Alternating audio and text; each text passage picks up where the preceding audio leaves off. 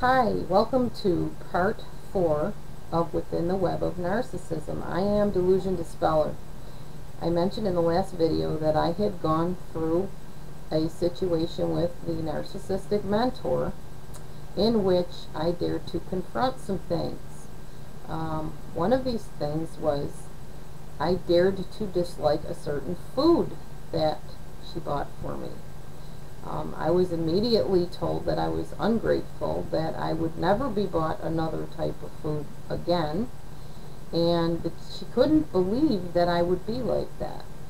So you see, as I said in the last video, they believe you have to be the same way they are or the way that they've created you to be. So when you have a differing opinion or you dare to confront something, they will attack.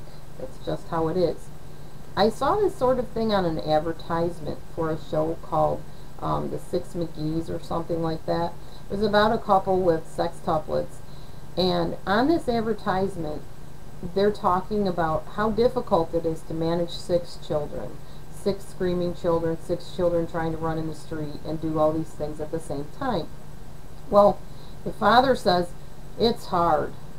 And the mother looks at him and says, you don't like it? She's a black lady, so she has that little accent. You don't like it? And he says, oh, I love it. And as she's saying you don't like it, she's glaring at him with this narcissistic grin, or glare, sorry, that basically is saying, you better answer what I want to hear. And he immediately changed his mind. Oh, I love it.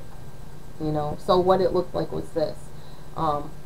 6 children everywhere, going here and there, doing this and that. It's very difficult to manage 6 children. I'm paraphrasing. And the man says, it's hard. She turns to him and says, you don't like it? And he says, oh, I love it. There you go. Prime example of narcissism acted out for you in my best way. Okay. He knows better, but he at least has to pretend to fit that lady's reality of being the father that loves all the hassles that come with being overwhelmed 24/7 with screaming, burping, pooping little children. He was confronted, and he knew he had to frame his answer or face her wrath. When you have finally confronted the narcissist many times, you've addressed his shaky, strange attitudes, his change in moods, his change in how he treats people, he finally decides it's time to find a more reliable supply of accolades and praise. You are suddenly replaceable, dispensable. It gives him relief, and you grief. It feels awful to be treated this way, like an object, easily just thrown away, and treated as if he never knew you, never bonded with you, never cared about you. You might even question, what's so wrong with me? What could I have done differently to make him stay, make him love me? How can he just act like he didn't ever even know me? Like there was nothing between us. Like we didn't have months of romance and memories and hopes and dreams together. It's because he was never in the relationship for all those things. You were. His only plan, or her only plan, was to use you to feed his false sense of self. So he or she didn't have to face the fear of what was within, or heal that inner self. So it's a deflection, a distraction.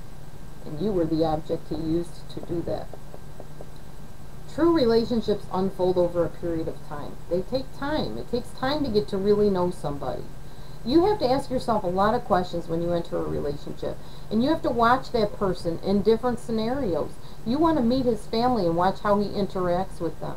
You want to meet his friends. You want to be as involved with him or her as you can be before you make that decision that this is a person I love and want to spend the rest of my life with. And that takes time.